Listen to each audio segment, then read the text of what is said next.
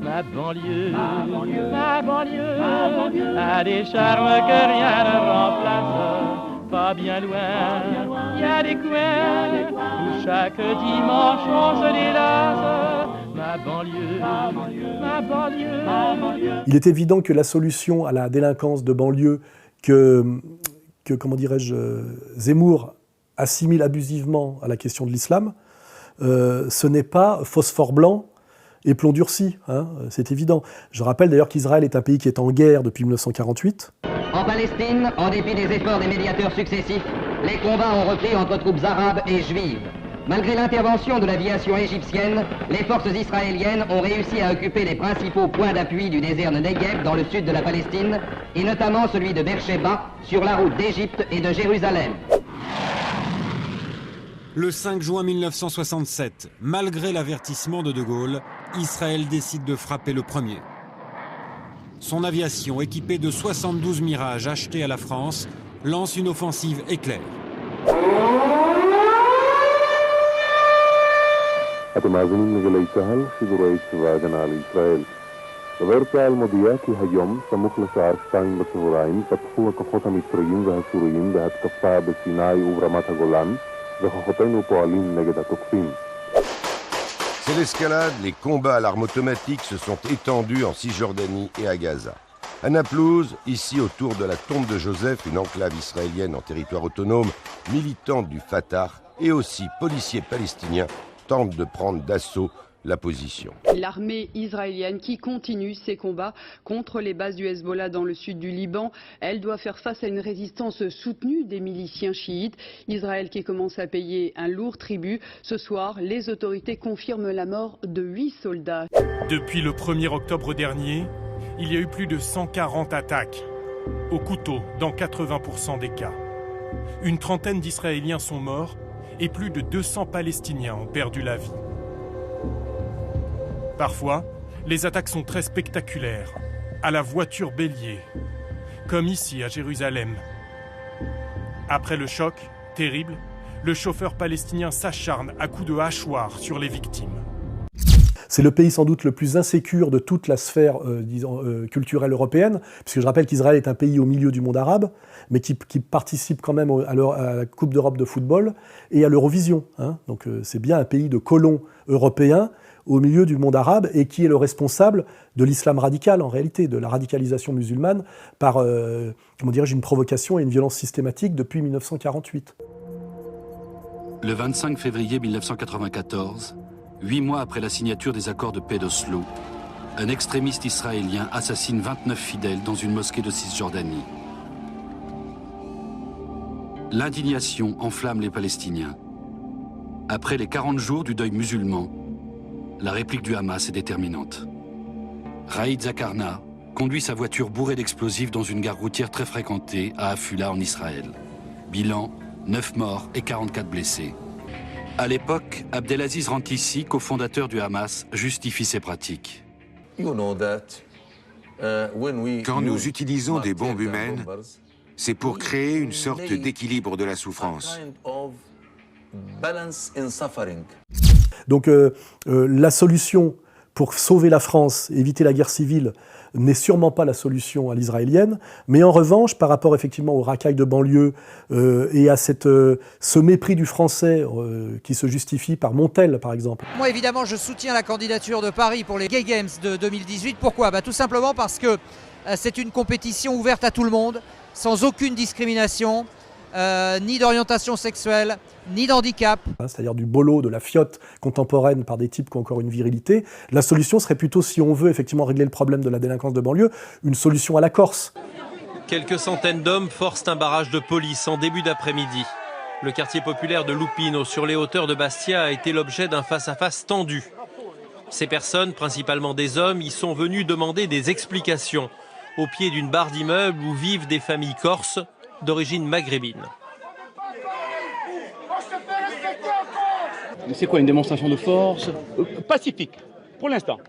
La violence corse suffirait, on n'a pas besoin d'aller jusqu'à Gaza. Hein, c'est-à-dire que le français affirme ses valeurs, c'est-à-dire ses positions chrétiennes, il a qu'à aller un peu remplir les églises, plutôt que de se plaindre qu'il y ait des mosquées, et puis sa virilité d'homme. Hein. Pas de violence.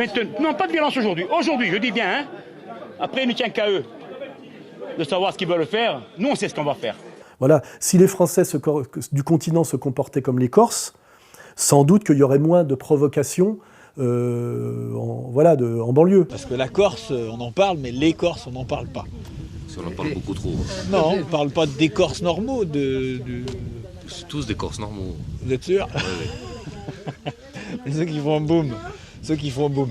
C'est une façon de s'exprimer. Mais l'autre solution, si on veut être encore plus sérieux, c'est Poutine. Poutine gère de façon virile et intelligente un empire qui est un empire multiethnique et multiconfessionnel, qui s'appelle la Russie. Россия всегда была многонациональной и многоконфессиональной страной. Она так и создавалась. Во взаимообогащении культур, традиций, религий заключались и заключаются до сих пор и своеобразие, и сила нашей общей родины России. Dans la Russie, il y a des minorités musulmanes qui sont des Russes musulmans que Poutine traite intelligemment. Quand il y a eu l'insurrection tchétchène, qui a été d'ailleurs instrumentalisée par les Américains, il l'a réduite virilement. Мы будем преследовать террористов везде. В аэропорту, значит, вы уж меня извините, в туалете поймаем и в сортире их замочим, в конце концов. Все, вопрос закрыт окончательно. Il a donné après le pouvoir local à Kadyrov en disant voilà, nous te respectons comme musulmans si tu admets que tu fais partie de la Grande Russie. La guerre touche à sa fin quand Ahmad Kadyrov est assassiné à Grozny dans un attentat en 2004. Sur la tombe du président assassiné, Vladimir Poutine désigne Ramzan Kadyrov comme le nouvel homme fort de Tchétchénie. Vladimir Poutine a accordé toute sa confiance à notre peuple, à l'équipe Kadyrov et à moi-même. Alors qu'il soit à l'avenir président ou pas, je ferai tout ce qu'il me demande. Parole de Ramzan Kadyrov. Donc le modèle politique, c'est pas Zemmour, qui est quand même un petit avorton teigneux, qui veut se venger, là il y a aussi les concepts de haine de soi, qui veut essayer d'oublier par son hystérie judéo-française qu'il est en fait un berbère, qu'il est un bougnoul. J'ai aucune haine pour les musulmans, mes ancêtres ont vécu avec eux pendant des siècles. La guerre d'Algérie a eu lieu entre-temps. Mais bien sûr, la guerre d'Algérie a eu lieu entre-temps, et on n'était pas dans le même camp. Moi, mes ancêtres ont choisi la France. Vous m'excuserez, et je les bénis, encore une fois, et je bénis la France de nous avoir colonisés, vous voyez. Et un avorton, parce qu'en plus c'est un trouillard, c'est pas lui qui ira pacifier les banlieues. Il veut envoyer les Français de base, et les prolos français se battent contre le sous-prolétariat immigré. Hein, c'est raison de plus pour pas y aller. Donc la bonne solution, c'est la solution Poutine, c'est-à-dire réaffirmer une France avec une identité française, pas une identité confiée à Hanouna et à Arthur, hein, ou à Finkielkraut, hein, une identité française forte, une religion dominante qu'est le catholicisme, et après on respecte les travailleurs qui se trouvent être, et les citoyens qui se trouvent être des citoyens musulmans de par notre histoire complexe, qui s'appelle la colonisation et la décolonisation, en leur offrant des lieux de culte décents, hein, ce qui est la moindre des choses, mais en même temps en faisant en sorte qu'ils n'aient pas envie de mépriser la France à cause des commentaires de Montel sur le sport. C'est la grande fête de l'entraide, de la solidarité, toutes ces valeurs qui me sont très très chères. À cause des animateurs de sous-culture comme Hanouna et Arthur. Ou à cause des pseudo-intellectuels français comme Finkielkraut, talmudiste polonais, aujourd'hui, académicien. Leur invocation constante des heures les plus sombres de notre histoire ne protège pas les Karfunkelstein d'aujourd'hui contre la haine. Ou justement Éric Zemmour, qui passe aujourd'hui pour un penseur, hein, voilà. Alors que c'est un fauteur de guerre musulman, dans la pure tradition. Hein. Ce n'est pas la première fois que je me trouve dans une situation de guerre, mais je crois que c'est la première fois que je me trouve ainsi dans une ville assiégée et dans ces conditions de barbarie. Autre temps, autre guerre, presque 20 ans après la Bosnie, la Libye. Du président Sarkozy, BHL obtient cette fois ce qu'il veut, une action militaire. C'est lui qui appelle Nicolas Sarkozy pour le convaincre de recevoir à l'Élysée le Conseil national de transition. Lors de la première convention nationale du CRIF, vous avez fait une déclaration qui a été très reprise en disant, à propos de votre engagement dans cette guerre, je ne l'aurais pas fait si je n'avais pas été juif, et vous avez ajouté, j'ai porté en étendard ma fidélité, à mon nom et ma fidélité au sionisme et à Israël. D'abord, cette phrase a été tirée de son contexte, je ne l'ai pas tout à fait dit comme ça. Mais évidemment que c'est possible. Ça fait 1 an et demi que c'est possible. ONU ou pas ONU, cette histoire de veto russe et chinois, c'est une indécence. Vous n'êtes pas seulement des Européens, vous êtes les meilleurs des Européens. Accent gaulien, le tribun agite les symboles devant cette foule anti-Poutine. Nous pouvons dire à Poutine, bas les pattes en Crimée.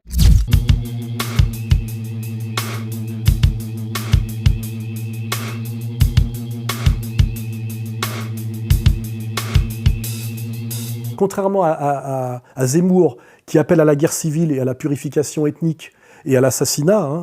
Vous dites comme à Gaza, Non. l'armée française a consulté les Israéliens... À cause de Gaza, parce qu'ils avaient une expérience... Voilà, alors, exactement. Comment faire? Bombarder, nettoyer, tuer? Je suis pas le chef d'état-major de l'armée française. Et il a un policier qui le sécurise en permanence, comme d'ailleurs tous les musulmans élites en France qui ont entièrement asservi l'appareil d'État pour en faire leurs esclaves. Aujourd'hui, nous avons des policiers qui surveillent des bar mitzvahs, des sociétés privées israéliennes et qu'on envoie faire le planton devant des synagogues. Ahmed a 23 ans, il est policier. Au quotidien, il doit effectuer des missions de sécurité publique. Mais sur 4 jours travaillés, il estime que la moitié de son temps est consacré à des tâches indues qui n'ont rien à voir avec sa fonction. C'est la garde d'édifices religieux, de plus en plus, garde de domicile de personnalités un peu sensibles, on va dire, où il y a un risque quand même assez élevé. Actuellement, les gardes statiques mobilisent 480 policiers, l'équivalent de 3 commissariats. La protection d'édifices religieux est ainsi passée de 89 000 heures en 2014 à plus de 140 000 en 2015. Des missions supplémentaires harassantes pour des policiers déjà sursollicités. Moi, on m'a dit que j'étais sur la liste de Daesh, c'est-à-dire que je suis sur la liste du Mossad, c'est ça que ça veut dire. Mais on ne m'a pas proposé de me sécuriser, contrairement à Zemmour. On m'a dit que je pouvais appeler un numéro pour un soutien psychologique. C'est-à-dire que le jour où je vais me faire agresser par un islamo-racaille bien manipulé par les sionistes pour me faire taire, parce que les sionistes sont suffisamment intelligents aujourd'hui pour ne pas me faire directement taire par eux-mêmes. Donc le jour où je me ferai poignarder par ce que j'appelle un islamo-racaille qui criera Allah Akbar, un nouveau Koulibaly ou un nouveau Mohamed Merah, j'ai droit, moi, de sortir de ma poche une lettre de 2 pages où il y a un numéro de portable où je peux appeler pour un soutien psychologique. Le service de la protection a mis en place un numéro dédié. À tout moment, un policier spécialisé sera en mesure de procéder immédiatement à une première analyse de votre situation et répondre à toutes vos interrogations, en particulier si des éléments dont vous seul auriez connaissance pourraient, rétrospectivement, avoir attiré votre attention. Ce premier contact vous permettra, si vous le souhaitez, de convenir d'un rendez-vous avec un responsable du SDLP pour une analyse plus fine de votre situation. Voilà.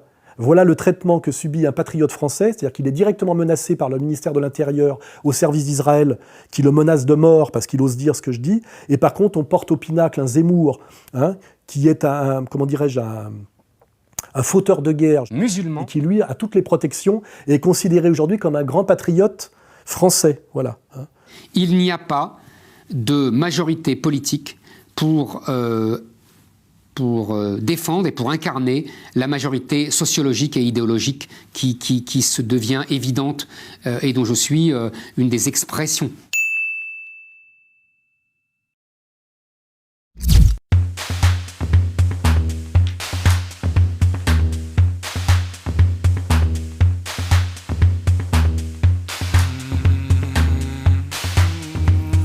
Déjà, dans cette affaire, c'est intéressant parce qu'effectivement, Kuckerman a confirmé qu'il s'occupait de la sécurité. C'est-à-dire qu'aujourd'hui, tous les élites qui dominent la France et qui créent le chaos en France, par cette espèce de guerre civile qui se met déjà en place sur le plan idéologique entre musulmans inassimilables et bons Français sionistes, puisque c'est ça en gros, ces gens-là ont tous des protections policières de l'État français. C'est-à-dire ils sèment le chaos et ils sont protégés par la police, pendant que la police ne peut rien faire d'autre.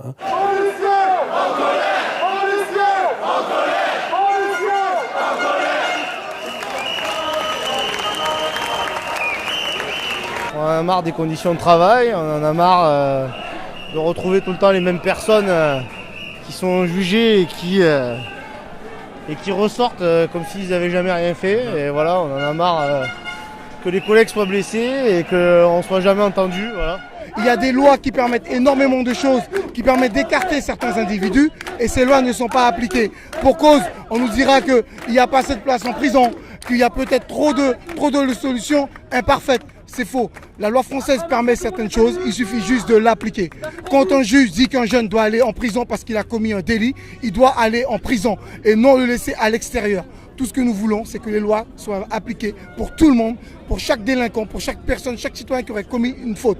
Il doit aller en prison, il y va. Il doit faire 3 ans, il fait 3 ans. Point. Et il se trouve que ces policiers d'élite qui appartiennent à un corps qui s'appelle le corps de protection des hautes personnalités politiques, parmi eux, il y a plein de soraliens.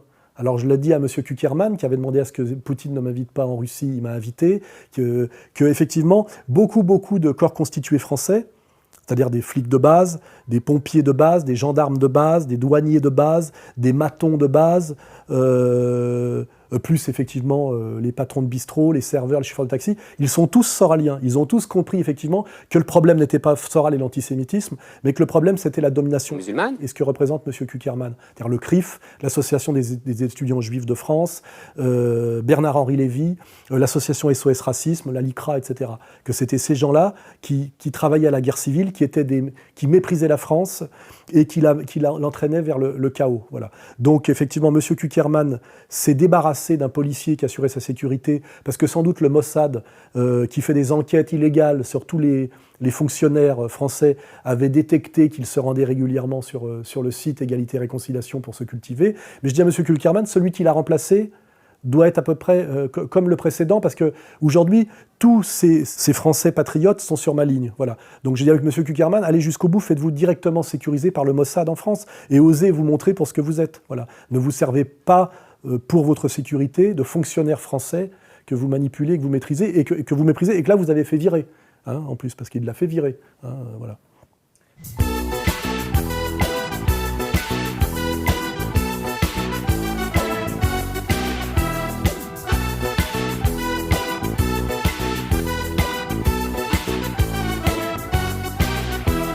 Oui, je crois que c'est Aziza d'ailleurs, l'éternel Aziza qui l'a balancé. C'est marrant d'ailleurs ces juifs qui pratiquent la délation systématique et qui ont quand même une mémoire assez courte pour le peuple de la mémoire, sachant quand même qu'inciter à la délation, à la lettre anonyme et à la persécution par délation, ça devrait leur rappeler les heures les plus sombres normalement, ils devraient s'abstenir. J'ai été menacée sur un site juif notamment, des menaces très graves. On me promet un égorgement sans étourdissement, on me promet une balle, on me promet de servir de cobaye, des insultes sur mes origines, des insultes raciales. Mais bon, ces gens-là ne retiennent pas les leçons de l'histoire, c'est assez bizarre. C'est une vraie question que je trouve étrange. Alors oui, j'ai vu que cette prof effectivement postait des trucs un peu borderline sur Facebook. Elle a été, je crois, ça y est, virée, c'est-à-dire que ça fait une antisémite de plus. Mais après, il faut essayer de comprendre d'où vient son exaspération. Il faut savoir qu'elle est professeure à Janson de Sailly. Janson de Sailly, qui est, je crois, rue de la Pompe, est l'école de la grande bourgeoisie catholique française et parisienne, catholique française là-bas. Nous avons assisté à Janson de Sailly, et dans ce 16e arrondissement, comme à Deauville ou même à Saint-Tropez, à la prise de Janson de Sailly par les musulmans, hein, et notamment par les Chalala, les séfarades.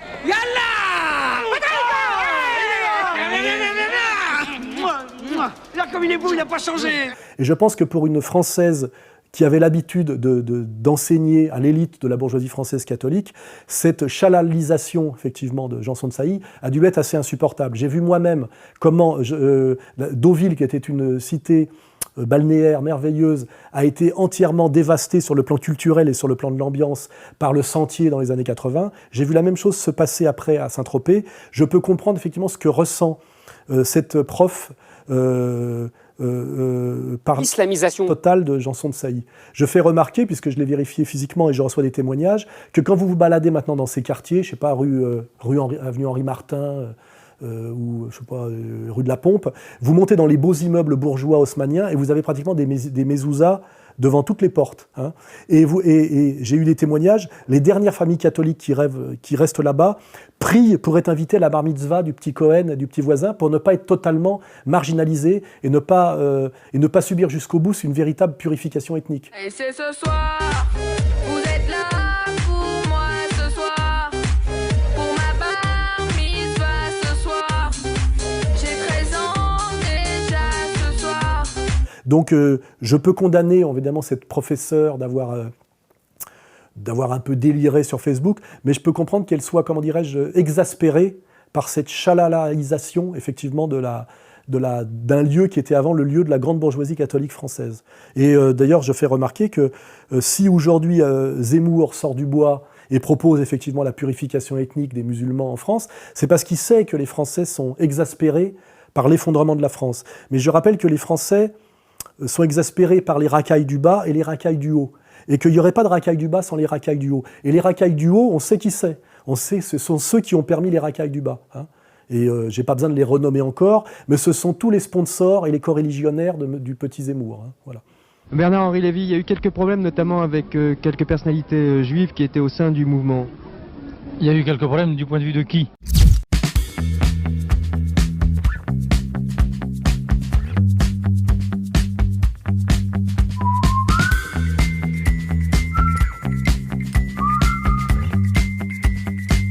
Alors Michel Onfray, c'est autre chose. Michel Onfray, il était avant un auteur de chez Grasset, donc Bernard-Henri Lévy, et son directeur de collection et son pote était Enthoven, qui est l'éminence grise de Bernard-Henri Lévy. Votre ami de longue date s'appelle Bernard-Henri Lévy, vous l'avez rencontré au milieu des années 70. Avec lui, vous avez écrit le scénario de son film mal aimé Le jour et la nuit en 1997. Tout ça, c'est la communauté de lumière. Hein. Et il se trouve qu'à un moment donné, comme il est d'origine populaire et provinciale... Ses racines sont ancrées dans cette autre Normandie, côté terre. La mer, à 1 heure de route, est presque un autre monde pour cette modeste famille d'origine rurale. L'intérieur des terres, on est un peu refermé sur nous. C'est un peu en vase clos. Comme il est d'origine populaire et provinciale, il a écrit peut-être un peu naïvement, comme Dieudonné a cru à un moment donné qu'il pouvait critiquer Israël au nom des droits de l'homme.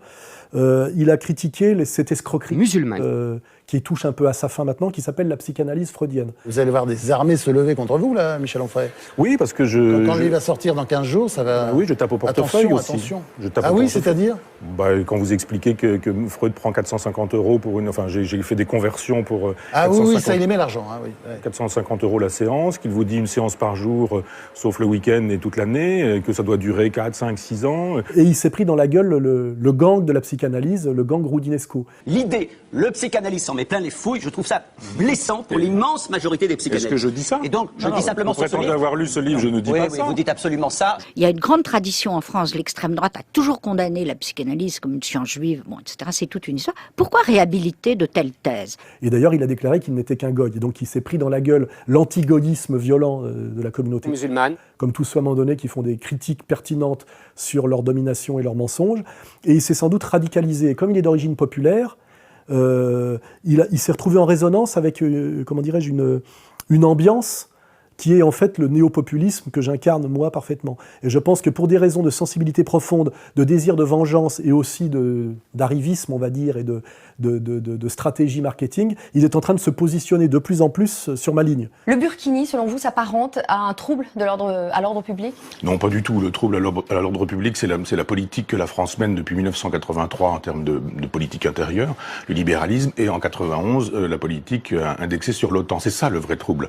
Je veux dire qu'on laisse les femmes qui ont envie de se baigner tout habillées le faire. On en a assez de cette fausse gauche défendue par Pierre Berger qui nous fait l'éloge de l'allocation d'utérus pour les femmes pauvres afin que les couples riches puissent s'offrir des enfants. Ça, c'est pas la gauche, ou l'idée que la théorie du genre devrait faire la loi. Je rappelle que des gens comme Mélenchon et Montebourg, qui sont quand même aujourd'hui souverainisme, protectionnisme, etc., sont des gens qui ont voté oui à Maastricht quand même.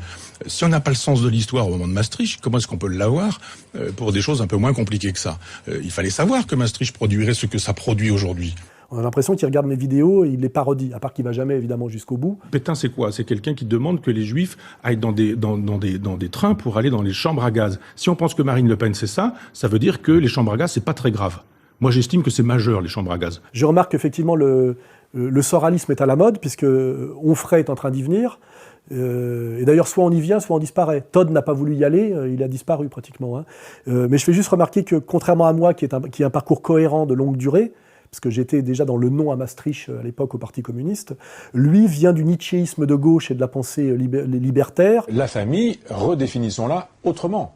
Moi, je suis hétérosexuel, je ne suis pas homosexuel du tout. Simplement, je pense que les homosexuels montrent comment on peut refaire une famille. Comment un couple d'homosexuels peut repenser différemment la famille. Pas besoin d'un homme et d'une femme. Ça peut être 2 hommes, ça peut être 2 femmes. Mais pas besoin d'être 2, ça peut être 3. Ça peut être 2 femmes qui sont lesbiennes et qui en même temps ont un compagnon qui aura donné la semence, qui permettra un enfant et qui va générer une cellule nouvelle. Vous avez voté pour Besancenot oui. À la présidentielle? Oui. C'est difficile d'expliquer son espèce de revirement brutal. C'est soit de l'opportunisme, soit quelque chose de l'ordre de la révélation pour un philosophe, puisqu'il manque des médiations conceptuelles pour y arriver. Mais ceci dit, je lui souhaite la bienvenue, à part que je lui demande simplement qu'il ait l'élégance et l'honnêteté d'arrêter de me cracher à la gueule. Soral dit « je suis national-socialiste ». Donc il faut arrêter de dire ce qu'on raconte sur ce personnage-là, il est national-socialiste. Donc je dis, on ferait bienvenue dans le néo-populisme, bienvenue camarade Goy, qui veut aussi faire des vidéos comme moi après son université libre de Caen. Nous avons de nouveaux médias et que nous pouvons être vraiment libres de dire ce que nous souhaitons pouvoir dire. Les médias aujourd'hui coûtent beaucoup d'argent.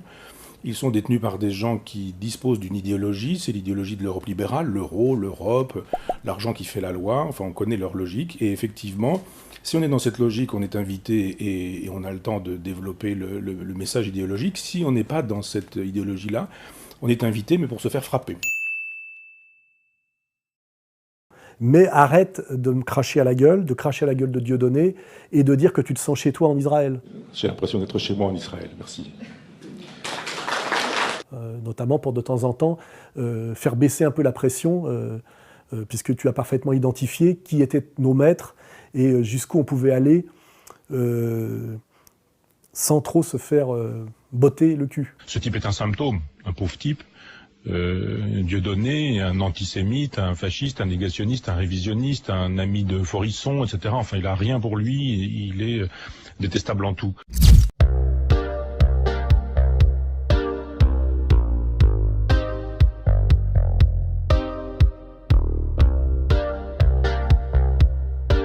Je trouve que la politique française politicienne aujourd'hui, c'est le Burkini et Macron. C'est-à-dire, c'est zéro, quoi, le néant. Macron, moi je suis persuadé, c'est mon analyse, qu'il continue à rouler pour Hollande. C'est vrai que cette démission d'Emmanuel Macron, c'est un coup dur pour François Hollande qui l'a fait. On est un peu sur la trahison à la Brutus, on l'entend beaucoup, mais c'est vrai. Hein. Pour autant, Thomas, Hollande ne devrait pas être surpris de ce qui arrive, de ce coup de poignard. En politique, l'émancipation passe toujours par la trahison.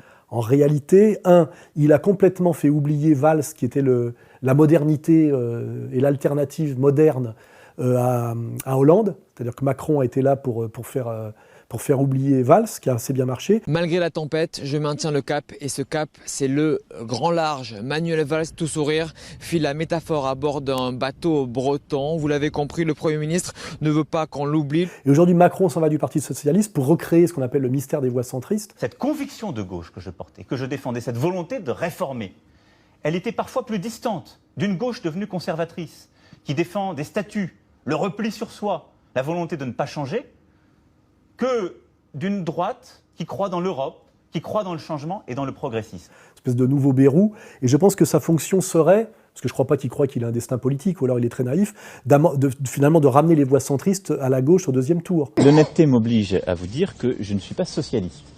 Je suis au gouvernement, un gouvernement de gauche, mais je veux dire, quelle importance? Donc peut-être que quand je regarde la gueule de François Hollande, je me dis que finalement, ça n'a pas l'air de gêner tant que ça Hollande, le phénomène Macron. Il a une espèce de sourire en coin. Tous les projets rassemblent. Je n'ai pas vu un projet individuel. Vous savez, un projet qui serait fait par un individu pour lui-même. Il y en a qui peuvent avoir cette conception. Mais on ne peut rien faire tout seul et pour soi-même. Je crois que Hollande, qui est tout sauf un con, même si c'est un cynique total, rêve encore d'une prouesse politique à la Chirac ou à la Mitterrand, c'est-à-dire d'être malgré tout réélu comme président de la République. Et pour ça, son rêve, c'est d'être face à Marine Le Pen au deuxième tour. Et je pense que pour ça, il faut d'abord qu'il gagne la primaire. Et son plus dur rival était, jusqu'à il n'y a pas longtemps, Valls. Tout le monde voulait Valls contre Hollande. En faisant monter Macron, en faisant monter Montebourg, etc., aujourd'hui, on voit qu'il arrive deuxième des candidats préférés pour incarner la gauche, derrière Mélenchon, qui n'aura pas ses signatures. Donc je pense que tout ça est de la haute stratégie politicienne hollandesque, hein, que je salue d'ailleurs parce que je le trouve assez brillant à ce niveau-là. Il va peut-être réussir à être le candidat finalement officiel de la gauche, et il va peut-être réussir à être face à Marine Le Pen, et il va peut-être réussir à être réélu, et là ça serait quand même énorme. Hein, voilà. Et donc Macron, c'est rien, quoi, c'est du vent. C'est un bébé Rothschild, un bobo, enfin même pas un bobo, un grand bourgeois avec une tête de bébé, marié avec une vieille, qui à mon avis voudrait dire sans doute qu'il est homosexuel. Donc il a toutes les casquettes pour avoir le droit d'exister. Hein. C'est-à-dire une fiotte islamisée. Donc un bon français. Hein.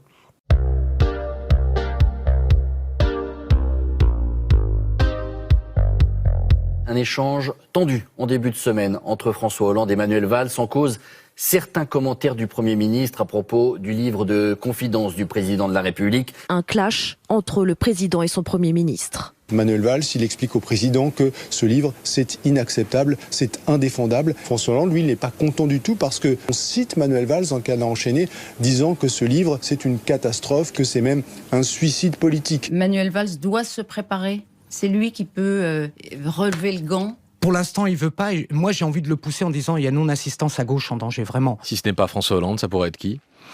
Il y a beaucoup de personnalités. La principale, vous le savez bien, c'est Manuel Valls. Il veut incarner le dernier recours de la gauche en cas d'abandon de François Hollande. Manuel Valls se prépare lui aussi à la présidentielle. Ohé, Paris, merveille de chez nous. Ohé, les amis, comment allez-vous ? Très bien, parfait. Moi, pas mal comme vous. Alors, la vie est belle. Si vous ne le savez pas ou vous l'avez oublié, on vous le rappelle, à compter de cette date, donc le 1er juillet, les véhicules immatriculés avant 1997 seront interdites de circulation entre 8h et 20h en semaine. Plus de 500 000 propriétaires de voitures en Ile-de-France sont tout de même concernés. Anne Hidalgo a déjà dit clairement son souhait d'éliminer tous les diesels et tous les véhicules datant d'avant 2011. Il y a quelque chose qui est inacceptable, et je le dis vraiment avec beaucoup de fermeté, inacceptable que Paris soit une des dernières grandes villes au monde traversée par une autoroute urbaine. Ça, c'est la ville du 19e ou du 20e siècle. Ça, c'est avec Macron, la nouvelle gauche, on a, comment elle s'appelle l'autre, là, Hidalgo, la politique de gauche à Paris, la politique socialiste à Paris. Moins de voitures, d'autres formes de mobilité. Voilà, ça, il faut comprendre qu'aujourd'hui... Le Vélib, l'autolib, le scooter libre. Bientôt aussi, pour faire plaisir à Alain Thébault, le créateur de l'hydroptère, le Sea Bubble, cette capsule de 4 places qui va voler sur la Seine. C'est d'interdire les gens qui n'ont pas les moyens de s'acheter des bagnoles neuves, les interdire de rouler dans Paris. Pendant que les types polluent avec des énormes 4x4 où ils sont un dedans. Hein, je ne vais pas dire en général la gueule qu'ont les mecs qui conduisent ces gros 4x4 et d'où vient la mode du 4x4. Ça a commencé par le sentier à l'époque. Voilà. Donc oui, voilà, on en est là. C'est-à-dire qu'aujourd'hui, on a une maire de Paris qui empêche les pauvres de rouler dans Paris. À quoi ça sert de taper sur les plus modestes ? Ils n'ont pas les moyens d'acheter un nouveau véhicule. On fait quoi ? On leur dit qu'en plus, ils ne pourront pas le revendre. La mairie de Paris réplique qu'il y aura des aides pour les passes Navigo, pour l'achat d'un vélo. Ça, c'est extraordinaire. Moi, je pense à une famille qui a 2-3 enfants et qui a besoin d'aller travailler. On va leur expliquer que c'est pas grave, ils pourront prendre un vélo. Sous prétexte de lutte contre la pollution. Hein. C'est toujours l'écologie politique au service du capital et de la lutte à mort contre les pauvres. Et puis, ça participe de cette politique de la ville qui consiste à empêcher les travailleurs de rouler dans Paris. Hein, privatisation des voies sur berge pour les joggeurs. Hein, et puis avec la cerise sur le gâteau, c'est aussi maintenant le camp de comment ils appellent ça, des réfugiés, c'est ça ils appellent ? D'ici un mois, cette ancienne friche de la SNCF deviendra le premier camp d'accueil des migrants de la capitale. Un camp exclusivement réservé aux hommes. À l'ouverture, 400 lits seront disponibles. C'est des camps de musulmans, mais de musulmans sauvages, hein, pas des musulmans français, au pied de Montmartre. Hein. Pour être sûr qu'il y a déjà le marché aux voleurs et déjà tout le problème de la rue Capla, pour être sûr que ce soit bien le chaos intégral dans le 18e arrondissement.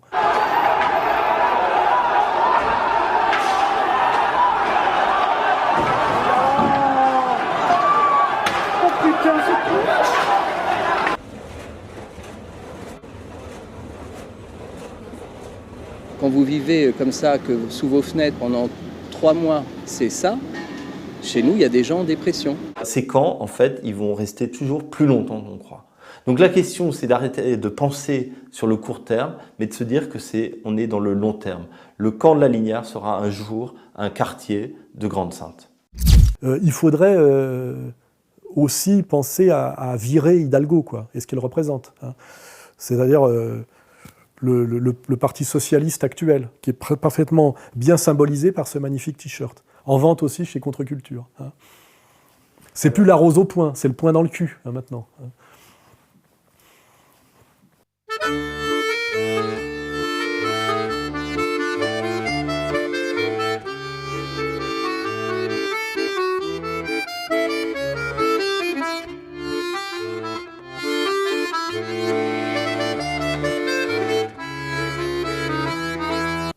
Alors moi, je veux dire un truc. J'ai dit tout le mal que je pensais des positionnements de Marine Le Pen et des erreurs stratégiques que, selon moi, elle avait commis depuis des mois et des mois. J'ai synthétisé tout ça dans l'interview que j'ai donnée à Rivarol dans le numéro d'été. Il faut comprendre que Marine Le Pen n'a jamais réellement combattu pour le pouvoir. Le pouvoir au FN, c'est son père qui le lui a donné. Il a même repoussé le congrès de 2 ans, avec Louis Alliot au fichier, qui faisait le ménage, pour être sûr qu'elle en hérite, tellement personne n'en voulait. Dans le schéma mental de Marine, le pouvoir c'est ce qu'un vieux monsieur, qui vous aime bien vous donne. Et pour s'élever du pouvoir du FN au pouvoir national, elle s'est simplement dit, fidèle à ce schéma hérité, qu'après avoir complu à papa, il fallait complaire à ce super papa, qu'était monsieur Kuckerman. De daddy à super daddy, voire sugar daddy. N'avait-il pas dit qu'elle était irréprochable? Derrière Marine Le Pen, qui est irréprochable personnellement. Mais si le président du CRIF a effectivement le pouvoir de désigner le président de la France, Roger Kuckerman n'est pas son papa, et comme dans les romans populaires du 19e siècle, après les promesses d'adoption, d'épousailles, elle s'est retrouvée au tapin. Alain Soral, Rivarol, juillet 2016. Je ne vais pas m'acharner non plus sur Marine Le Pen. Hein. Mon rêve n'est pas à tout prix de faire battre Marine Le Pen, parce que même si je pense qu'elle a fait d'énormes erreurs et elle a commis des trahisons que je trouve irréparables, virer son père à la demande du CRIF, etc., je ne souhaite pas la mort du petit cheval. Hein, voilà. J'ai vu qu'elle revient là, visiblement elle s'est refait une santé et un physique. Nous défendons tous les Français. Est-ce que l'islam est compatible avec la République? J'ai déjà répondu dans mon livre en 2005 à cette question. J'ai dit, c'est aux musulmans de répondre. Moi, je crois que oui. Ça va être très dur pour elle, parce que tout ce qui est monté en ce moment politiquement est là pour l'étouffer. Les primaires à gauche, à droite, Zemmour, etc. Et vous verrez que Zemmour ne roule pas pour Marine Le Pen. Hein. En ce moment, à côté de vous, Marine Le Pen, elle est de gauche. Mais elle a toujours été de gauche. A toujours été de gauche. Mais je le dis depuis 5 ans, je le dis de la campagne présidentielle de 2012. Mais identitairement. Mais identitairement aussi. Je crois qu'elle a 25 ans de retard. C'est un bon droitard, hein, c'est un bon bourgeois de la droite traditionnelle. Hein, Plutôt un rabatteur pour Sarkozy. Oui, voilà. Comme valeurs actuelles. Oui, eux, ils conçoivent le Front National comme un auxiliaire pour faire élire la droite libérale sioniste, c'est tout. Je veux qu'on puisse être un juif de France sans avoir peur. L'islam radical déteste les juifs. Je veux qu'on puisse être un prêtre de l'Église catholique de France sans avoir peur.